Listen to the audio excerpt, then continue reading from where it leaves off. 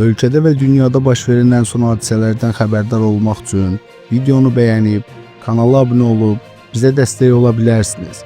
İndi isə keçək xəbərə. Azərbaycanda 2026-cı ildə yeni ixtisar dalğasının başlayacağı barədə iddialar yayılıb. Bildirilir ki, bu barədə artıq nazirliklərə və komitələrə siyahılar göndərilib. Məlumata görə, pandemiya dövründə məşğulluğu təmin etmək üçün yaradılan minlərlə müvəqqəti iş yeri artıq bağlanıb. Azpolitikanın apardığı araşdırmaya görə, xüsusilə kommunal sektor və bir sıra dövlət qurumlarında çalışan təxminən 25 min nəfərin əksəriyyəti ixtisara düşüb. Qeyd olunur ki, 2025-ci ilin büdcəsində maliyyə kəsintiləri bu prosesi daha da sürətləndirib. İddialar real olarsa, hökumət yaranmaqda olan yeni işsizlər ordusu ilə bağlı hansı addımları atacaq? Səyyar TV xəbər verir ki, Qlobal Infoya danışan deputat Arzuxan Əlizadə deyib ki, ölkədə işsizlik probleminin olduğunu dövlət qurumları da etiraf edirlər. Yeni iş yerlərinin yaradılması hökumət üçün əsas prioritet istiqamətlərdən biri olmalıdır. Əgər müəyyən ixtisarlar nəzərdə tutulursa, onların mümkün sosial-iqtisadi fəsadlarının qarşısı əvvəlcədən alınmalıdır. Bunun üçün hökumət məqsədyönlü proqramlar hazırlamalı və icra etməlidir.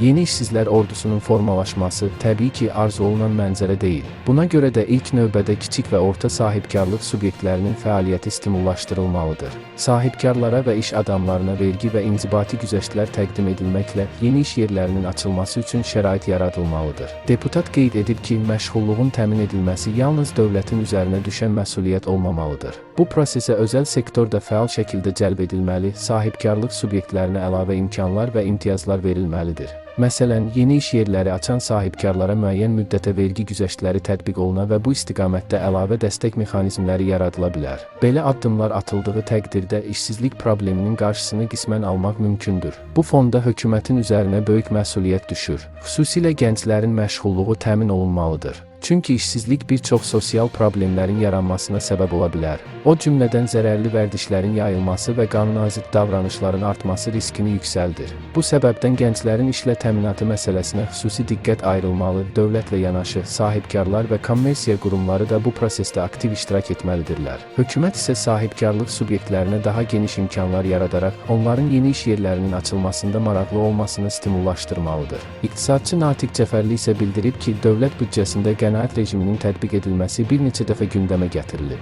Bu barədə müxtəlif dövlət orqanları da məlumatlar verib. Buna görə də yaxın dövrdə dövlət sektorunda, o cümlədən büdcə təşkilatlarında müəyyən ixtisarların aparılması ehtimal olunur. Özəl sektorda isə vergi yükünün artması fonunda bəzi müəssisələrin işçi sayını azaltmaq qərarı verməsi mümkündür. 2026-cı il iqtisadi baxımdan kifayət qədər çətin dövr ola bilər.